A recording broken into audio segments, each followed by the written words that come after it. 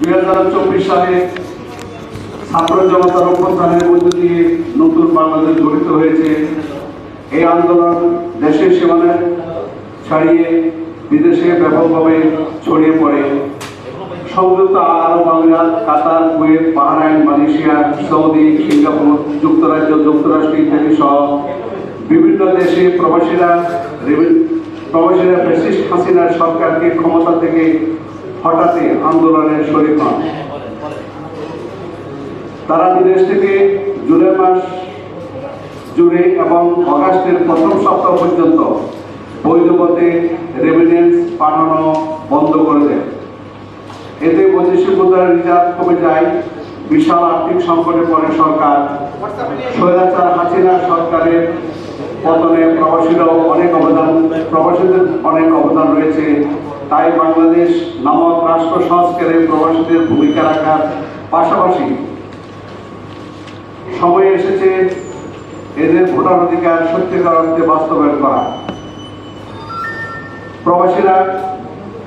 প্রবাসীদের ভোটের অধিকারের আগে জানতে হবে প্রবাসীরা কারা। দেশের সীমানা ছিড়িয়ে বিদেশে অবস্থানরত যে কোনো বাংলাদেশি প্রবাসী তারা মূলত রেমিটেন্স যোদ্ধা। সকলের মুখে আমরা শুনি আমাদের বাংলাদেশের রেমিটেন্স যোদ্ধা, রেমিটেন্স সংগ্রহকারী প্রবাসীরা বাংলাদেশের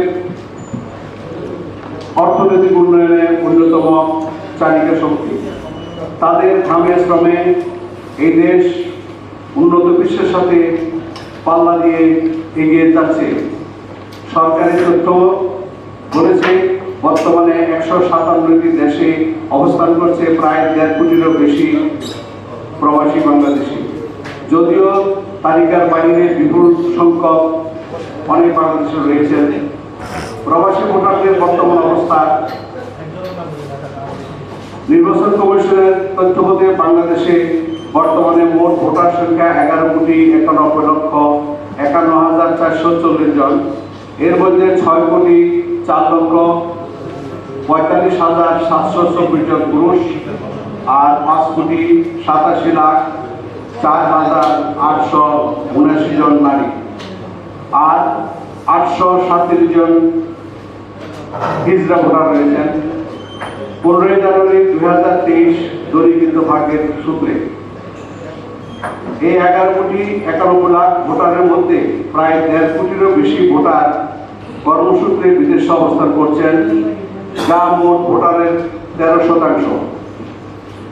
বাংলাদেশের অর্থনৈতিক উন্নয়নে প্রবাসীদের ভূমিকা সম্পর্কে বলতে চাই।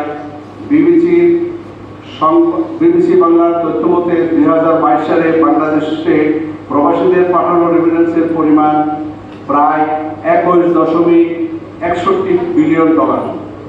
আর 2023-24 অর্থবর্ষে প্রবাসীরা পাঠিয়েছেন $23.91 বিলিয়ন। বাংলাদেশের মোট জিডিপি 4.6 অর্থাৎ 4.6% আসে প্রবাসীদের রেমিটেন্স থেকে। তাহলে দেখুন বাংলাদেশের উন্নয়নে প্রবাসীদের ভূমিকা কত ব্যাপক এবং তাৎপর্যপূর্ণ। অন্যান্য দেশের প্রবাসীরা ভোট দেন কিভাবে? বিশ্বের 120টি দেশে তাদের প্রবাসে থাকা জনগণের ভোট দেওয়ার ব্যবস্থা রয়েছে। প্রতিবেশী দেশ ভারত, মালদ্বীপ, ভুটান, এশিয়ার প্রায় 20টি দেশ তাদের প্রবাসী নাগরিকদের ভোটার অধিকার ব্যবস্থা করেছে। বাংলাদেশের প্রবাসীদের জন্য এই ব্যবস্থা অতীব প্রয়োজনীয়। প্রবাসী ভোট দেওয়ার অধিকারের দাবি: 1. বিদেশে বাংলাদেশিদের অংশগ্রহণে যদি এসএসসি, এইচএসসি এবং অন্যান্য সমসাময়িক পরীক্ষার ব্যবস্থা করা যেতে পারে, তাহলে জাতীয় নির্বাচনে কেন প্রবাসীরা ভোট দিতে পারবে না? বাংলাদেশের এম্বাসি ও কনসুলেট অফিসে ভোট দেওয়ার ব্যবস্থা করতে হবে। দেশের অর্থনীতিতে যেহেতু প্রবাসীদের ব্যাপারে এ ব্যাপারে প্রবাসীদের মতামত অত্যন্ত জরুরি।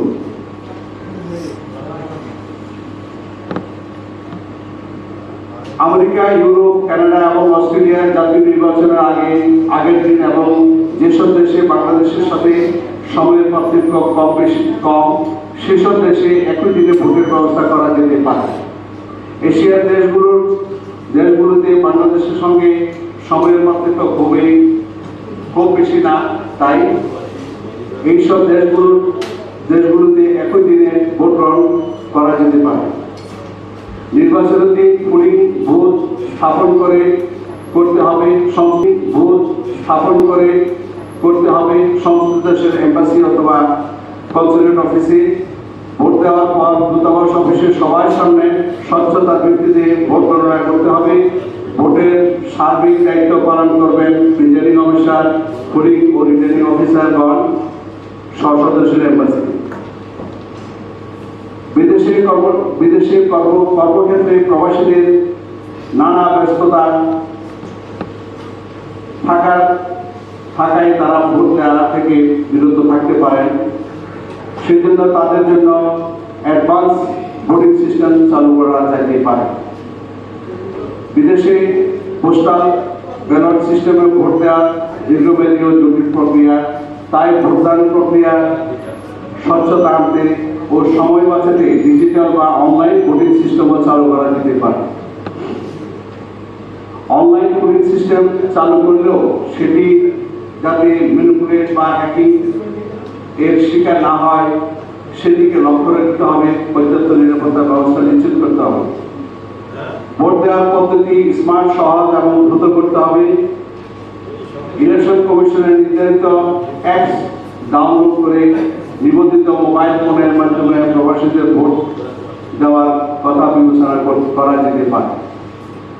প্রিয় সাংবাদিক ভাইরা, আমরা প্রবাসীরা চাই বাংলাদেশের শাসনতান্ত্রিক ও নির্বাচনী ব্যবস্থায় যেন প্রবাসীদের স্বতঃস্ফূর্ত অংশগ্রহণ ও ক্ষমতা বদলের জন্য আমাদের প্রাধান্য দেওয়া হয়। তা না হলে প্রবাসীরা এই রাষ্ট্রের সংস্কার ও পুনর্নির্মাণে অংশগ্রহণ হারিয়ে ফেলবে। প্রবাসীরা চান তাদের ভোটাধিকার পদ্ধতি যেন সহজ, স্মার্ট ও দ্রুততম সমন্বিত হয়। নির্বাচন ও স্থানীয় সরকার বিশেষজ্ঞদের মতে নির্বাচনী আইন ও ব্যবস্থা সীমাবদ্ধতায় প্রবাসীদের ভোটের অধিকার ব্যাহত হওয়ার সাংবিধানিক অধিকার পূর্ণ করা শামিল। তাই শান্তিতে নোবেল বিজয়ী ডক্টর মোহাম্মদ ইউনূসের নেতৃত্বাধীন এই অন্তর্বর্তী সরকারের কাছে প্রবাসীদের প্রত্যাশা আকাশ সমান। আমরা চাই আপনারা প্রবাসীদের কথা বিশেষ গুরুত্ব দিয়ে চিন্তা করবেন, তাদের ভোটাধিকারের ব্যবস্থা করুন।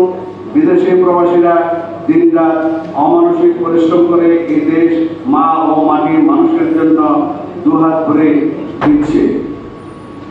আপনারাও তাদের প্রতি সদয় দৃষ্টি দিন।